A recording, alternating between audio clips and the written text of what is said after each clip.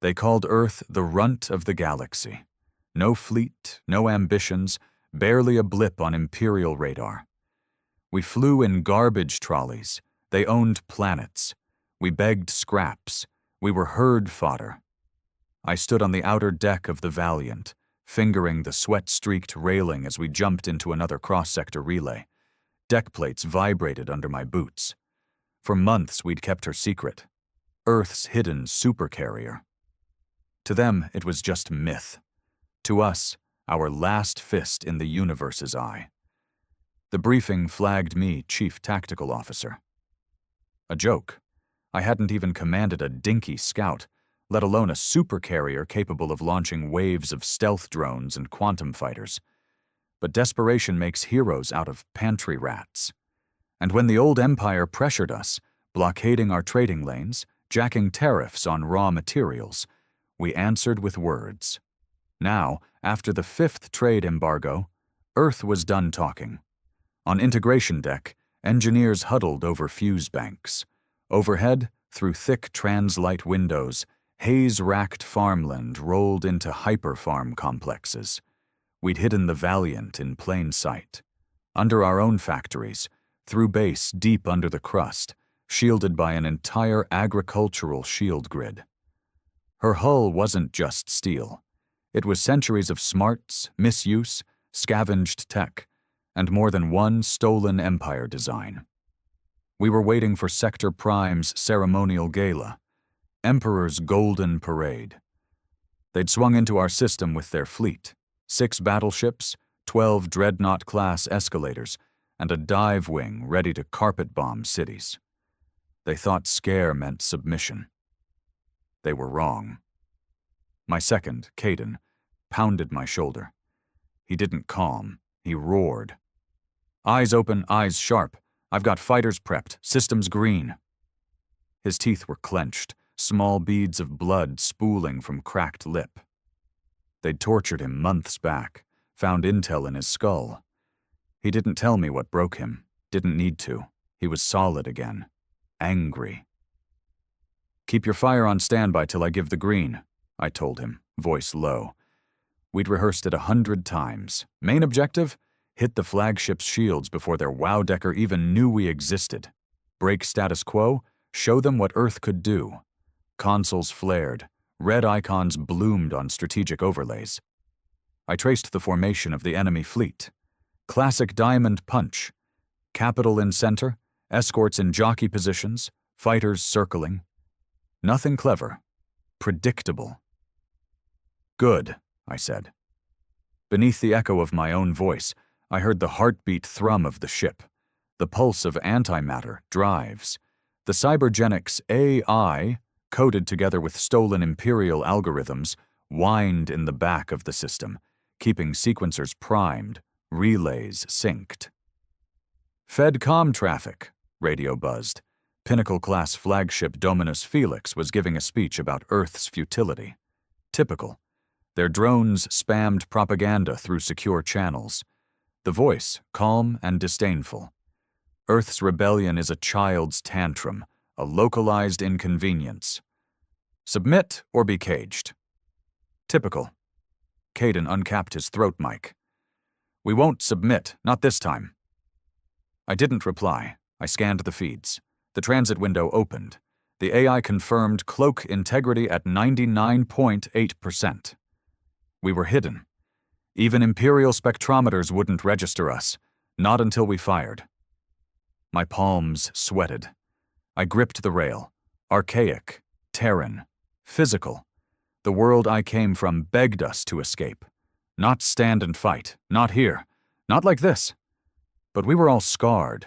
The Empire had crushed colonists outside Sol, vaporized lives, sold tech licenses only at sky-high prices, bent governments until they collapsed. Earth was exhausted. They fouled the cradle we called home. We'd sworn, unspoken oath, to hit back. Sector Blinken 5. Cluster pack ready? Drone bays at launch threshold?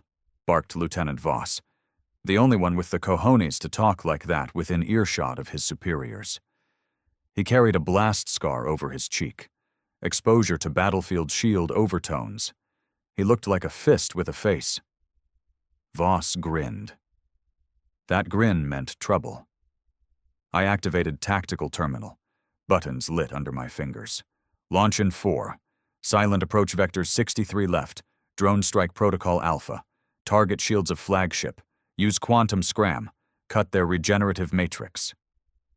Caden's voice. Counting. 3. My heart thudded inside my ribcage, a primal drum. To fight with hidden might. Take dogs by surprise. Challenge the Empire's myth of supremacy. For my brother who died under blockades. For my sister who starved. For the millions whose cries washed over me in broadcasts on illegal channels. For every weeping parent in refugee camps. 2. Silence. 1. Launch. Around me, the Valiant shuddered from the release of 50 stealth drones and 6 quantum fighters. They slipped from the hidden hangars, bodies lit by internal photonics. I watched them, each one a seed of retribution, sliding through the void like arrows loosed from a warbow. Sensor feeds lit up. Drones went dark, vanished from all spectrums. Fighters cloaked and accelerated, target approach times calculated in seconds. Through the deck window I saw the flagship's shields glow, prepared, unmoved. Do they anticipate this? I wondered. Doubt mixed with defiance. Then, at precise moment, the flagship's shield flickered. First strike vector hit point blank. Plasma pulses hammered at the shield grid, overloading the polygon nodes. Within seconds, there was a visible shimmer, like air over a hot road. Then shields collapsed. A drone warped through the breach. Its payload detonated, white-hot fury against armor and bulkheads inside the flagship.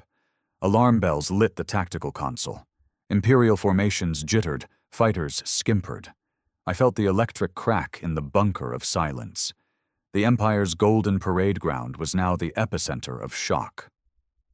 Shields down, ordering full volley, I roared, voice raw. Disbelief cracked in Imperial comm chatter. They rerouted energy to shields. Too late.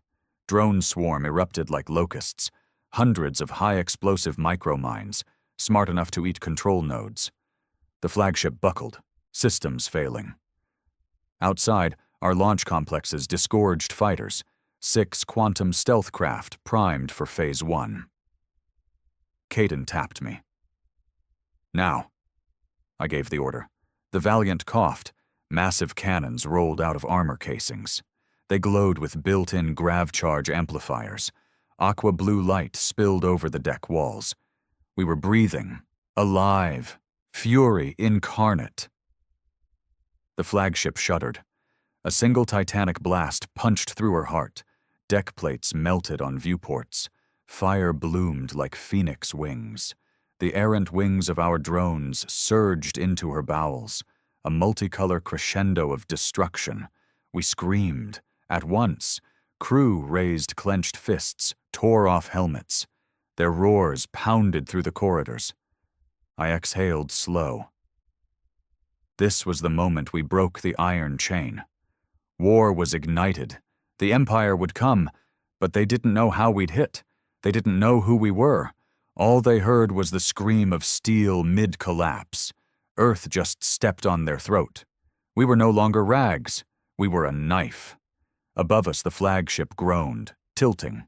Smoke roiled from breached turrets. The companions in the diamond formation fanned inward, trying to cover their bleeding mate. Their escorts strafed our position. I watched radials of interceptor wings surge.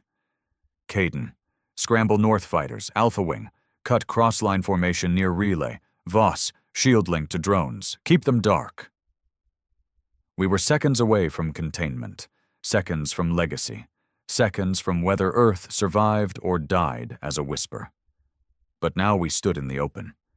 The Empire would strike back, with warships, with nukes, with extermination squads. That first volley was our message. Earth is not fodder. A trembling line of silence. The Empire's flagship, wounded and crippled, started surrender protocols. In that pulse of quiet, I felt it. The tidal shift. The way a man's soul rattles when he digs into a riverbed and pulls out a bone, ancient proof he's not alone. We'd sparked a revolution here. Today, seconds ago. This blast in the absence of radar, a supercarrier that shouldn't exist, and the Empire trembling, but the war was just starting. And we had sanity left only because we still breathed. They didn't come in peace after that. The Empire didn't do peace. They did punishments, calculated, surgical, cruel. Hours after their flagship burned in orbit, their response began. Not with words, not even a warning, with coordinated atmospheric strikes on Earth's outer colonies. I watched it happen on the lower monitor in the command pit. Grainy footage, blurry but real enough to drive nails into the gut. Fields reduced to ash. Transit towers toppled. Civilians running with mouths open wide but no sound. Only silence on the feed. 1 strike, 2, 8. Then dozens across Europa, Mars Terra farms, and the Io stations. Revenge ops, Caden muttered beside me. They're showing us what happens when a slave gets a backbone. My fists clenched. I wanted to hit something, anything, but the ship rumbled with quiet fury beneath me, like it was holding its breath. Valiant wasn't just steel and reactors anymore. She was part of us. Our rage wore armor now. The Empire thought they could slap us back into place with orbital shock strikes. But what they didn't know was that Earth hadn't built 1 carrier. We'd built 3, and Valiant was only the loudest. Status on sisters? I asked without turning. Voss's voice crackled through the intercoms. Resolute launched from the Antarctic shell 19 minutes ago. Oathkeeper still dormant in the Amazon cradle, awaiting deep orbit sync. Good. Redundancy. The one lesson we learned from our years beneath their boots. Never place hope in a single blade. Hide the others. Let them draw blood when the time comes. But there was one thing we hadn't prepared for. Traitors. The Empire didn't just attack our colonies. They activated loyalists. They'd planted them years ago. Scientists, technicians, even family members. Paid off, chipped, or mind-burned into submission. We didn't know how many. All we knew was that when we celebrated our first victory, they were already inside. I learned it the hard way. 15 hours after the flagship fell, our internal systems short-circuited. Cloaking tech started glitching. Drones scrambled on wrong coordinates. Our power relays tripped on nonsense override codes. Sabotage. I found the bastard in the maintenance bay. He was wiring an overload chip into our reactor synchronizer. Would have killed half the lower decks. He had my brother's old crew badge. Wore it like a badge of shame. Said nothing when I caught him. Just stared with wide, empty eyes like he didn't even recognize me. I dragged him to the lower chamber myself. Didn't let security touch him. "What did they offer you?" I asked. His lips trembled. "Freedom." They said Earth was a sinking rock, that they'd give my son a future, education, air, a real life. I laughed. It was hollow, bitter. At the cost of every other man's son? He didn't reply, just lowered his eyes. I left him in the isolation cell, sealed and silent. Caden wanted to space him. I stopped him. Not out of mercy, but because I wanted the others to see what betrayal looked like. I broadcast the footage of his capture shipwide. No edits, no dramatic music, just reality. Then I gave the crew a choice. Execute him or not. Unanimous vote. They picked death. We aired the sentence next morning. He walked out onto the airlock platform. No scream, just silence as the void took him. Voss said nothing, just lit a cigarette. The crew. They were quieter after that. No more jokes, no more nervous laughter, just purpose. Meanwhile, the Empire was gathering. The intel we intercepted told us they were calling it a purification fleet. 6 sectors worth of warships, an entire quadrant of their military machine, was heading toward Earth. The final solution, They didn't intend to retake us. They meant to erase us. We had maybe 3 days. That was when High Command finally called. I took the call from an encrypted node in the core room. Our so-called council, half generals, half cowards, spoke in pre-recorded responses, synthetic voices meant to protect identity. They asked about the status of the carrier. I told them it had barked and drawn blood. They asked if we'd stand down and negotiate. I told them to shut up. I said we didn't ask for their permission when we built Valiant, and we sure as hell weren't asking it now to fight. One of the council reps, some polished accent, probably bred in lunar palaces, told me that provoking the Empire would doom Earth. I stared into the camera lens and said, "It's already doomed if you bend." Silence followed. Then one of them whispered, "Then God help us all." Number not God. Oath, rage, memory. I briefed the crew that night. Gathered every engineer, fighter pilot, tactical officer, and deckhand into the echoing hangar chamber. No chairs, no titles. Just men and women ready to kill or die. 3 days, I told them. That's how long we've got until the largest Imperial armada in known history comes to erase us. They'll burn the sky. They'll crush cities. They'll make examples of every rebel child they find. Silence. They think we'll break. But here's what they don't know. I pointed to the massive hologram of Valiant's blueprints spinning above us. They don't know this ship can cloak entire cities. They don't know we have mimic tech that lets our carriers project false locations. They don't know our new drones aren't just weapons. They're code carriers, designed to infect, hijack, and sabotage their capital ships. I stepped forward, fire in my voice. They don't know that we've turned Earth into a minefield, that every colony they think they hit has a bunker 10 stories deep. They don't know that this ship has protocols we haven't even tested, AI routines that think like warlords, not politicians. I scanned the room. And most of all, they don't know we're not scared anymore. Voss punched the air. Caden grinned like a man about to jump from a cliff. The rest, they roared. The next 24 hours were chaos, but controlled, the kind that meant action. We loaded missiles, upgraded our mimic drives, sent encrypted pings to sister carriers, Resolute confirmed docking with the lunar cannon array. Oathkeeper was hiding beneath the Amazon basin, underwater, waiting to surface. The trap was set. All we needed now was the Empire to walk into it. And they would. Because arrogance was their religion. They believed Earth was soft. They were about to learn the taste of steel. The day they came, the sky bled fire. You could see it even from orbit. Ships blacking out stars, dropping into formation like an anvil falling through silk. Their warpath cut through Saturn's rings, tore through every comm line we had near the Jovian perimeter. Nothing elegant about them. No grace, just mass. Brutal and overwhelming.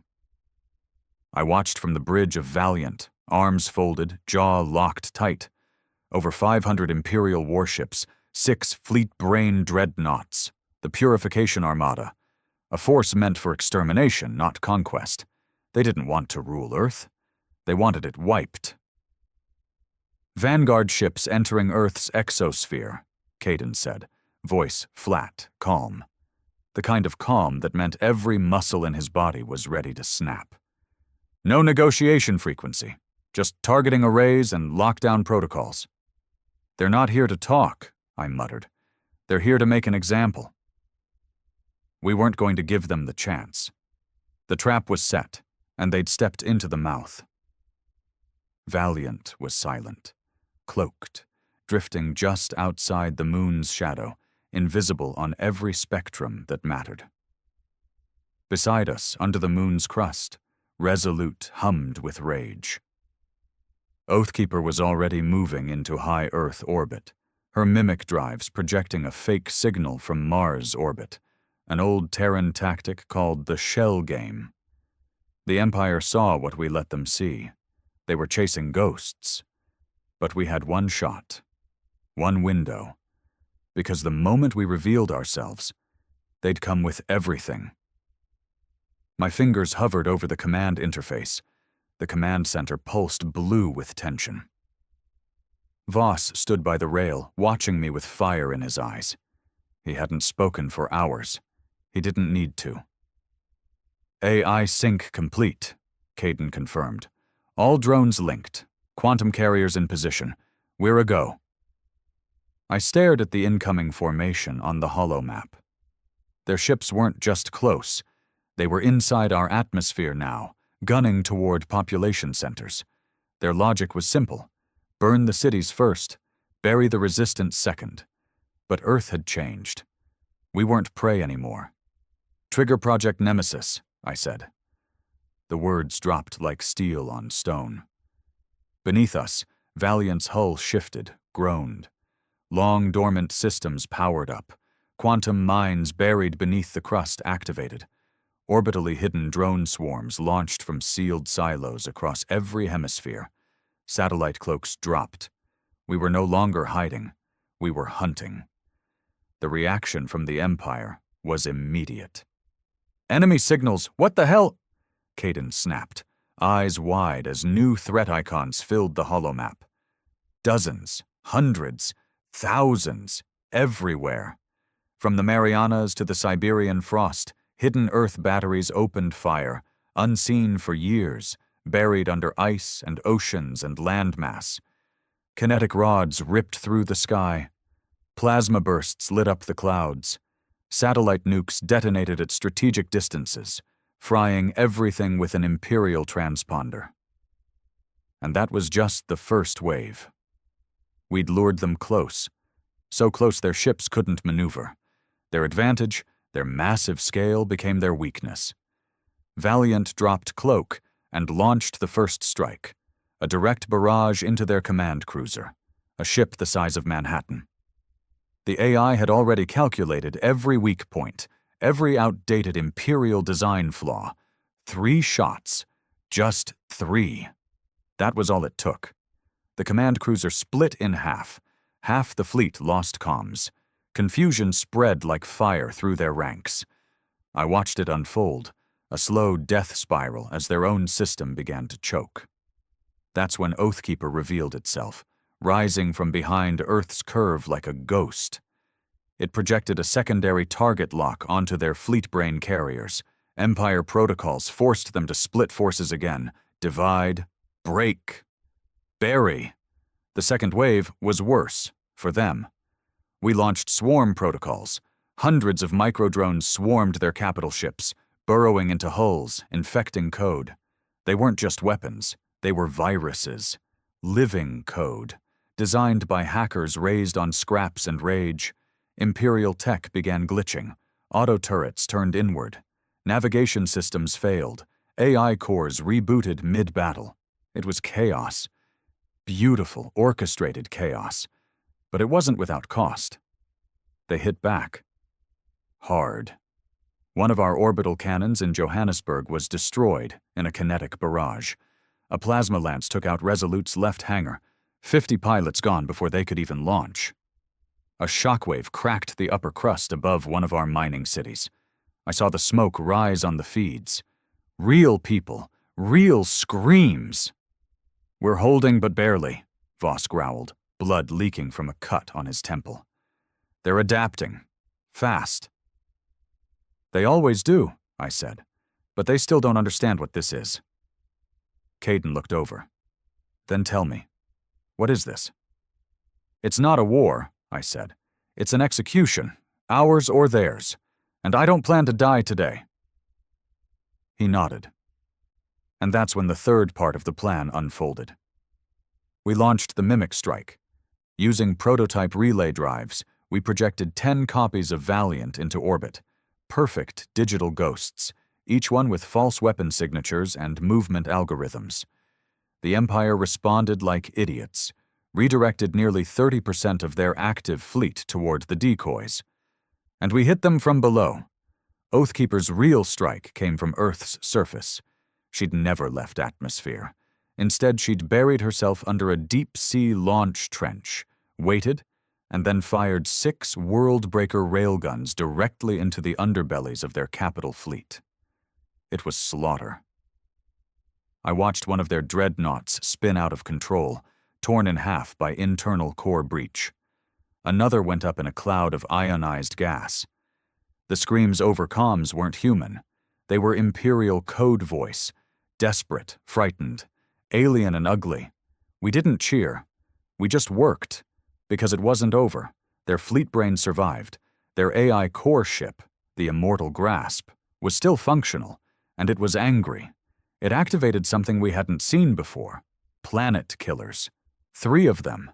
Giant, obsidian-colored machines falling toward Earth like gods made of hate, each capable of vaporizing entire cities. Nothing could stop them once they started descent. Except us. I locked onto the lead one, ordered a full strike package. Caden stared at me. That thing has shielding we've never pierced. Then we find something sharper. Like what? I turned to him. You. He didn't blink. You want me to take a stealth fighter and... Number, I want you to fly the Prometheus prototype, the suicide craft. He froze. You said that was theoretical. You said it was unstable. It is.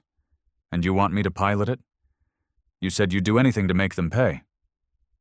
He nodded slowly. Then give them hell. The Prometheus wasn't a ship. It was a warning. Designed in the shadow of extinction, forged in secrecy, built only once. No backups, no manuals, one pilot, one flight, one purpose. To burn brighter than anything the Empire had ever seen, and take a piece of hell with it. Caden suited up without a word. The flight deck fell silent as he walked across the gantry toward the Prometheus. No music, no cheers, just the low hum of reactor spools warming and the bitter scent of ozone from overloaded capacitors. We all knew he wouldn't come back. Prometheus ran on a triple-layered singularity core. You didn't land it. You didn't eject. You went in hot, full throttle, and when it reached the target, you didn't just detonate. You ripped space apart. Caden stopped at the ladder, looked up at the cockpit, then turned to me. You sure this is the only way? He asked, voice calm. Steady. No, I said. But it's the only one that matters now. He nodded once. No tears, no theatrics. Just the quiet acceptance of a man who had already died in his head and was now running on loyalty. I want them to remember this, he said. They will. He climbed in. The cockpit sealed. Prometheus hummed like a devil waking from a long nap. The hull shimmered as its core spun up, warping the magnetic fields around it. The launch crew stepped back. Some of them couldn't even watch. A few crossed themselves. Others just stared. I watched from the control tower. Final targeting? I asked. Voss's voice came over the comms. Planet killer confirmed. Lead unit. Descent velocity stable. If we don't stop it in the next 60 seconds, it hits Beijing. Send him. The gantry disengaged. Prometheus dropped like a stone, then surged forward with a sonic boom that cracked every window across the hangar. It vanished in a blur, punching through the atmosphere at velocities we weren't even supposed to survive. Trajectory locked. Target locked. Core temperature holding, came Caden's voice over the channel. I gripped the rail. The fleet brain responded immediately. The Immortal Grasp dispatched interceptors. Dozens of them. Ships with faster thrusters, smarter AIs, better guns. Didn't matter. Caden didn't dodge. He didn't weave. He went straight through. Prometheus's outer shell was lined with nano-reflective armor that bent lasers and deflected energy pulses. A few shots landed. One blew off a side fin. Another scorched his rear vector. He didn't flinch. Almost there, he muttered. Inside the control room, we watched every readout climb toward red. Core temp rising, pressure mounting, the singularity pulsing like a heartbeat. 5 seconds to contact. The planet killer loomed massive in the feed, a floating tower of death, already humming with plasma charge, its cannons targeting the Earth's crust. Caden didn't shout a battle cry. He just said one word: payback. Then Prometheus struck. The explosion wasn't fire, it wasn't heat, it was absence. A hole punched through space itself. The sky folded inward. The planet killer didn't explode. It disappeared. Obliterated, unwritten from the laws of physics, the shockwave hit Earth seconds later. Sky turned purple, air cracked. Every ship within 200 kilometers dropped from the sky like puppets with their strings cut. Silence. On the comms, nothing. We lost Caden. But we saved Earth. I stood in the command pit, fists clenched, throat dry. The crew was still, eyes wide. They had seen sacrifice before, but nothing like that. No one moved. Voss stepped beside me. It worked, I nodded. But there were two more.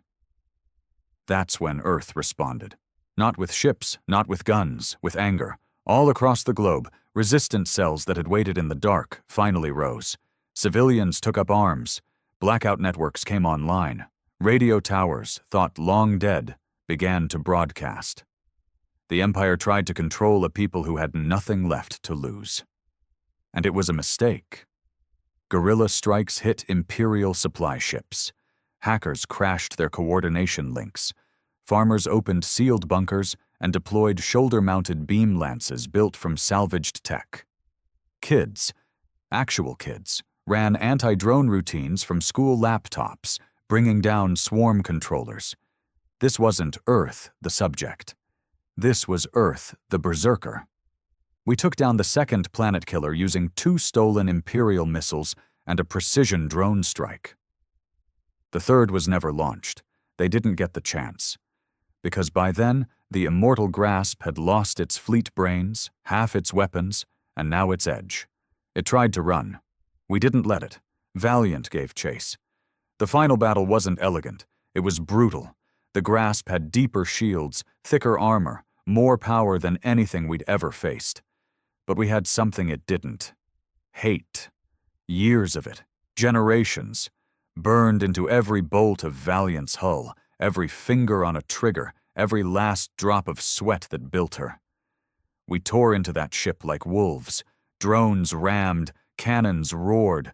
Voss piloted a squadron straight through its docking bay. I saw him go in, didn't see him come out. The grasp fell piece by piece until its core ruptured, and then, at last, silence.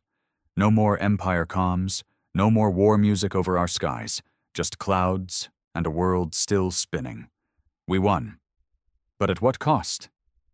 Caden was gone. Voss was gone. Half the crew were names now etched into steel, and yet we stood, not as a subject, not as a slave, but as the one world in all of known space that said no, and meant it. Victory isn't clean.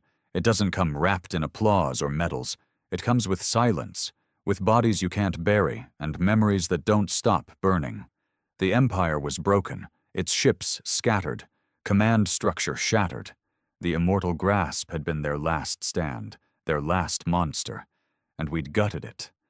But as I stood on the bridge of the Valiant, the silence that followed was heavier than any war drum. We were alive, but half the crew weren't. Caden, Voss, dozens more. Rooms were quiet now where laughter used to echo. Mess halls emptied too fast. Sleep became a stranger we chased in shifts, never catching it. There was no peace, only aftermath. The Earth Council, those bureaucrats who once begged for mercy, crawled out of their bunkers, wearing pressed suits and false smiles. Now they hailed us as heroes, tried to take credit for the victory they never believed in. They requested I attend a global summit in New Geneva. I declined. They insisted. I threatened to land the Valiant directly on the Council Dome. They shut up. Instead, I sent a message. A single line broadcast across all frequencies.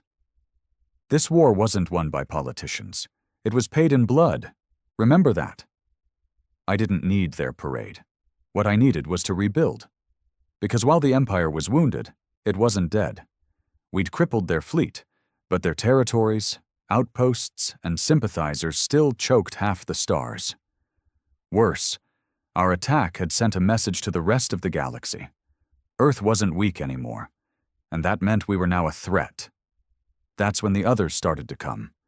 The scavengers, the opportunists, the smaller empires and syndicates, licking their lips at a planet that had just blown up the biggest predator in the sky. They didn't care about justice. They wanted scraps, revenge, leverage. Within weeks, our long-range probes detected alien warbands skimming the edges of our solar system. Unknown designs, unknown intentions. But one thing was clear. They weren't here to make friends. They'd seen us bleed the Empire, and now they wanted to test our teeth. I gathered what was left of our leadership. Captains from Resolute and Oathkeeper, engineers, pilots, logistics officers, people who'd earned their place in blood and fire. We didn't speak like politicians. We spoke like survivors, like soldiers. Our enemies aren't just Empire now, I told them. They're everyone who thought we were food, and now they're coming. Then we feed them fire, someone muttered. A murmur of agreement followed. Cold, sharp, determined. We didn't mourn anymore. We prepared. We spent the next weeks converting the ruins of Earth's defense network into a fortress. Every colony, every mining platform, every orbital relay was turned into a gun platform. Drones were mass-produced by the millions. AI-driven reconnaissance ships were deployed to the far reaches of space. We didn't wait for the next war. We made sure we saw it coming. But something else stirred. A question. Now that we'd killed the lion, did we become it? The Valiant had power now. Earth trusted us more than their own governments. They called us protectors. But in whispers, some feared we were becoming something worse. That one day, we'd be the ones showing up in other skies, demanding submission. I felt it too. That creeping chill that comes when you stare too long into the abyss, and it starts to look back like a mirror. I didn't want power. I wanted Earth to never kneel again. But how long before that line blurred? How long before defense became domination? I stood alone on the upper deck one night. Stars sprawled above, half the solar system lit up by our new defense grid. I heard Caden's voice in my head. They'll remember us for what we do next. He was right, because history doesn't care who fired first, only who stood last. So we drew new lines. We created a fleet code. One rule: no conquest, no expansion, only defense. Any ship flying Earth's flag had to swear by it. Break that oath, and you were no better than the Empire. Some didn't like it. Some said it was weakness. I didn't care.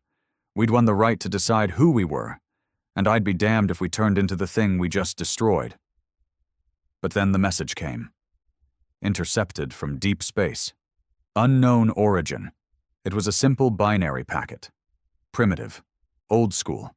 Not Empire, not alien, just 5 words. You're not alone. We remember. Attached was a set of coordinates, far beyond the rim, past known space. It wasn't a threat. It was a call. There were others out there, watching, waiting, maybe allies, maybe not. But the galaxy had heard our scream, and now someone was answering.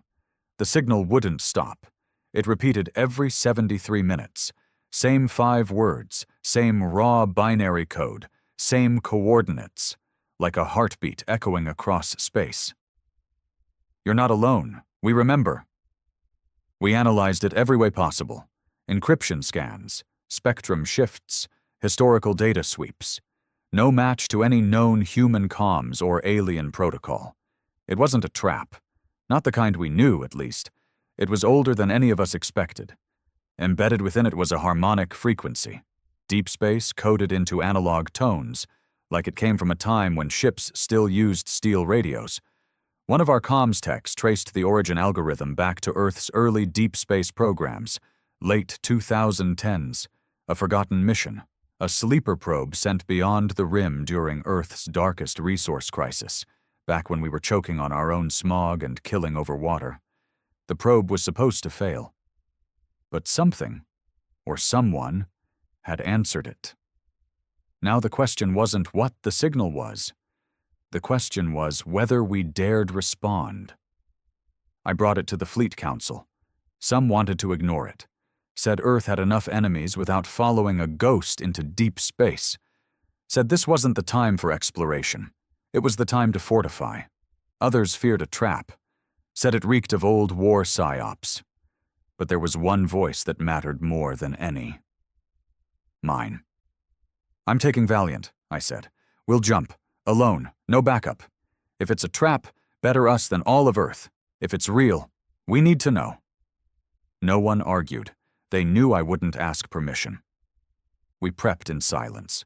Loaded rations, mapped jump coordinates, synced quantum nav threads. I picked a lean crew. Just 20, the best I had left. Pilots, engineers, combat specialists, people I trusted, people who had nothing left to lose. We jumped at 0400 Terran time. The stars bent. Reality stretched. Then stillness. The outer rim was darker than anything I'd seen.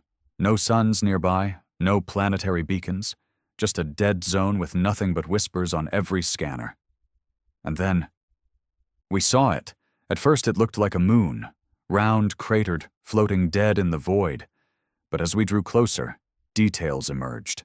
Too symmetrical, too deliberate. Antennas fused to rock, hull plates grown over natural stone, a hybrid, a ship and a tomb fused into one. We hailed it. No response. We pinged docking protocols. A signal bounced back. Barely a whisper. I suited up and boarded with 4 others. The airlock hissed open like it hadn't moved in centuries. Inside, darkness. Not dead, not alive, just waiting. We moved slow. Guns raised, lights cutting through the stale air. The ship was ancient, human design, but fused with something else, something alien. Smooth curves inside jagged industrial bulkheads, organic patterns growing from steel like infection. Then we found the first body, still in its suit. Frozen, chest caved in like something had bloomed inside. Its helmet bore an Earth flag. Old, faded. The kind used 100 years before our time. One of the engineers touched the chest plate, and a soft chime echoed through the corridor. The ship woke up. Lights flickered. Screens came online. And then voices, not one, hundreds. A chorus of human tongues. Talking, screaming, whispering. Some were logs, memories. Others were simulations, constructs of the original crew, trapped in time. They spoke in loops. Some didn't even know they were dead. But one voice cut through it all. Calm, clear, real. Welcome, Earthborn. We froze. I am Sentinel, custodian of Arc 7. You are late. I stepped forward. You're AI? Yes, and no. I am what they made when Earth still dared to look outward, when you still believed the stars belonged to you. Who were they? Pioneers, the first Earth rebels, the ones who saw the Empire coming long before your governments did. They escaped, built this, hid it, and waited for Earth to rise again. My skin went cold. This ship, it wasn't a relic. It was a backup plan. Why did you call us now? I asked. Because the galaxy is shifting. The fall of the Empire was a signal. Others are stirring. Old threats, forgotten wars. And Earth will not survive alone. What do you want from us? Unity, memory, power. Then came the reveal. This wasn't the only arc. There were 7, scattered across deep space, each one hidden, each one seeded with technology Earth had long forgotten, pre-Empire inventions, dangerous ideas, forbidden science, the kind of power that could turn back empires, or create new ones. But Sentinel gave us a choice: activate the arc or leave it buried. If we activated it, Earth would gain power beyond anything we'd known. Tech generations ahead, weapons that could fold time, AI that could reshape reality. But we'd also wake everything else hiding in the void. Silent empires, long-dead civilizations, the ones the Empire was always afraid of. Earth would become a beacon and a target. I looked at my crew. No one spoke, because deep down, we all knew, we'd spent so long surviving. Now we had to decide, did Earth want to lead, or did we just want to live? There was no vote, no speeches, just silence. Each of us stood in the heart of Arc 7, staring at the core, an obsidian sphere taller than any of us, floating mid-air, pulsing with a low hum that felt more like a heartbeat than a machine. The AI, Sentinel, hovered on every screen in spectral form, a face formed from millions of flickering data points, always watching, always patient. "You must choose," Sentinel repeated, calm as ever. "Activate the Ark, and Earth ascends, or walk away and let history bury this." I looked at my crew, Sayers, our tech, hands shaking, eyes red from hours of decoding the Ark's schematics. He knew what was in this place, what it could do. "Sir," he whispered, "if we wake it, we become something else. Not just survivors, not rebels. We become dangerous." "That's the point," muttered Lennox, our tactical officer. He'd lost 2 brothers in the war with the Empire. "We've been prey for too long." Mara, our engineer, quiet, precise, always the pragmatist, shook her head slowly. "We have no idea what waking this thing really means. This isn't power. This is Pandora's box with a warhead inside." But I wasn't looking for consensus.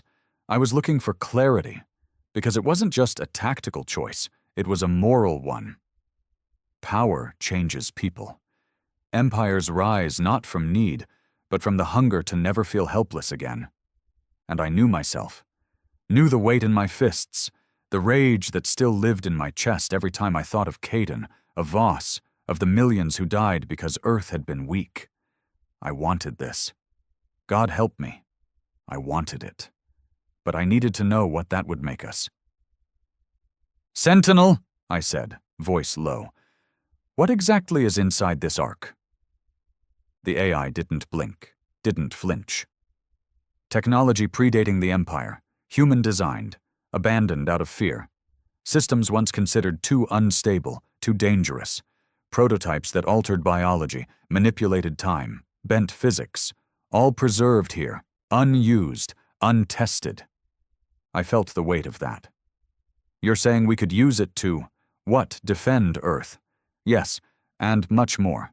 Terraform systems in hours, generate artificial fleets, reconstruct dead ecosystems, even extend life. But all of it carries risk, because knowledge never comes without consequence." Mara stepped forward. "And what happens if we leave it? What if someone else finds it?" Sentinel paused. "Then Earth becomes prey again." That sealed it.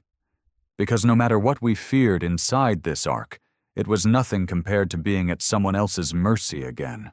No more chains, no more blockades, no more being outgunned by self-righteous tyrants. I walked toward the console. A black pedestal rose from the floor as I approached. No buttons, just a circle of light. I placed my palm in it. "Identity confirmed," Sentinel said. "Authorization, full release." The lights dimmed, the core spun, then everything changed. The Ark came alive. Panels unfolded from walls like petals opening. Lights pulsed in rhythms I couldn't understand. Ancient scripts, long-lost Terran code, flooded our HUDs. Massive data streams poured into our systems. Blueprints, coordinates, protocols. Entire libraries of forbidden science uploaded in seconds. Every ship we'd ever built, obsolete. Every weapon we'd ever fired, child's toys. We stood in the tomb of our own future, and we'd just kicked the door open. Then came the pulse. A shockwave burst from the Ark. Silent, invisible, but undeniable. Our scanners went haywire. The Valiant, waiting in orbit, sent emergency comms. "What the hell was that?" Lennox asked. "Beacon," Sentinel replied. "Activation cannot be hidden. It is a signal, a marker." "For who?" "For everyone." My stomach sank, because that was the price. Not just power, but exposure. We hadn't just leveled up. We'd painted a target on Earth so bright, so loud, every eye in the galaxy would see it. It didn't take long. 2 hours after activation, long-range sensors on Valiant detected movement. Multiple ships, unknown configurations, not Empire, not human, alien, old. Their design was nothing like the sleek Imperial vessels we were used to.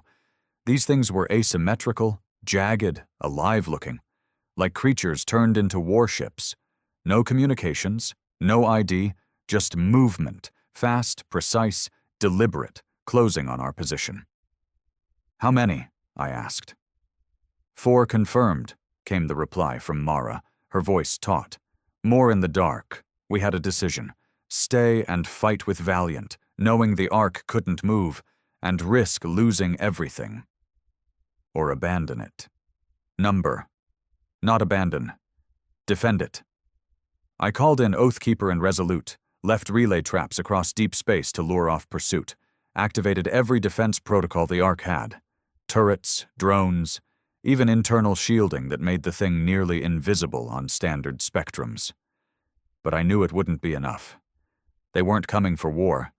They were coming to reclaim. "These things out there," I told my crew. "They knew about us. Maybe even before the Empire. And now that we've lit the match, they'll come running."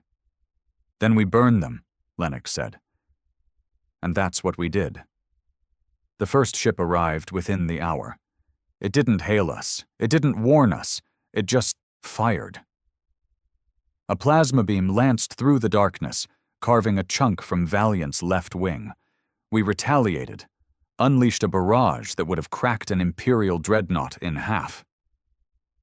The thing shrugged it off, not because our guns were weak, because its skin bent light, refracted energy, adaptive armor, tech even the Ark barely understood. But the Ark fought back. On its own. Dozens of Ark turrets emerged from hidden platforms. They fired beams so sharp they cut through space-time. One struck the alien ship dead center, pierced it. The thing twisted, screamed, not through speakers but into our minds, like its death was something it wanted us to feel. The others fell back.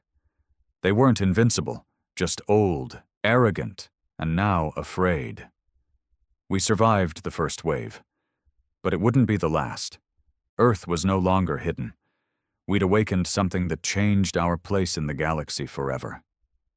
And I couldn't help but wonder. Had we just become the very thing we once feared? The second wave didn't come in guns blazing. It came with silence, dark shapes lingering just beyond sensor reach. Ships with hulls like obsidian, cold and patient. They didn't fire, didn't respond, they just watched. Like predators sizing up a wounded animal that had grown fangs. I stood in the command pit of Valiant, reading every scan, every heat signature, every anomaly. They had technology beyond us, beyond even the Ark, adaptive camouflage, reality-folding movement, and worse, they didn't show fear, only restraint. "We're being measured," Mara muttered beside me. "They're waiting to see if we bleed again," Lennox added. "No," I said, jaw tight. "They're waiting to see what we become."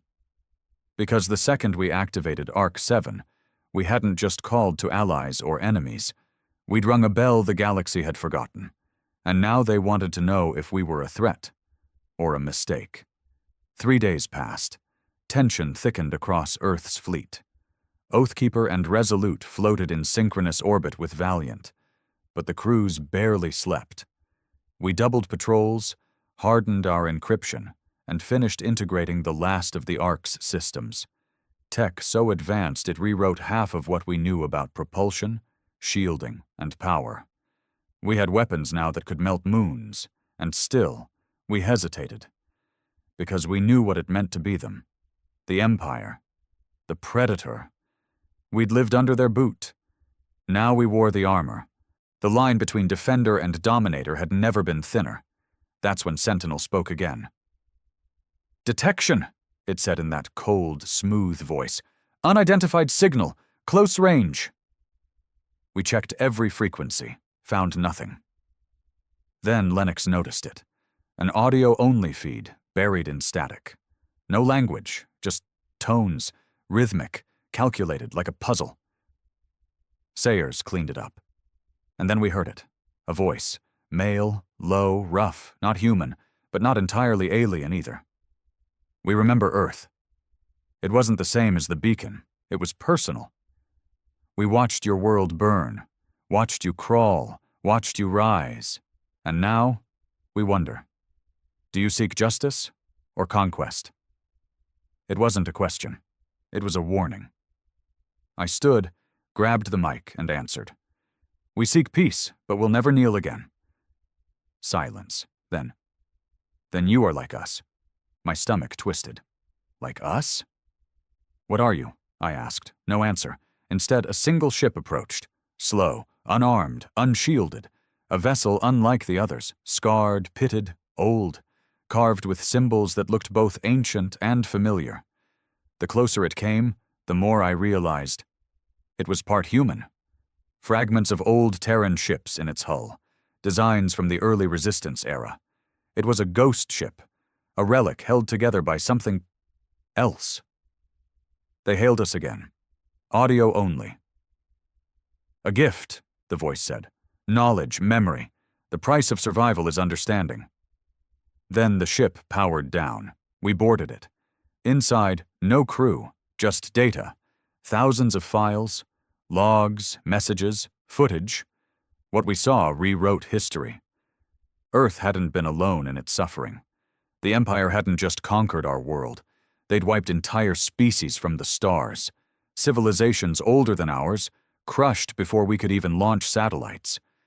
But some had survived, gone dark, vanished, waiting, watching, and building. This ship was from them, a coalition of survivors, fragmented across galaxies, united only by one belief. The Empire will fall, and something worse will rise in its place unless we choose differently. We were their test, their tipping point. Earth, the last world to rise from the ashes of subjugation, the one species arrogant and desperate enough to awaken power buried for centuries. We were the spark and the match. Back on Valiant, I stood before the bridge crew, tired and wired, fire burning in my chest. "We have two choices," I told them. "Use this tech to rebuild Earth. Keep the power, guard it, protect ourselves, and hope no one comes knocking." Mara nodded. "And the other?" "We use it to unify, not conquer, not rule, but create something new, something that doesn't kneel and doesn't enslave." Lennox frowned. "Sounds like a dream." "Maybe. But the alternative is the galaxy goes back to the way it was, empire after empire choking the stars." He didn't argue. He knew I was right. So we made a decision. We called every Terran colony, every outpost, every resistance cell still holding out in deep space. We told them what we found. We gave them the choice. And Earth answered. Not with fear, not with greed, but with fury. We began the integration of ARC-7's systems across all fleet assets, upgraded every satellite, every transport, every mining vessel. We shared blueprints, spread power evenly. No one government owned it. No one army held the codes. The fleet became united under one banner, not of Earth alone, but of remembrance.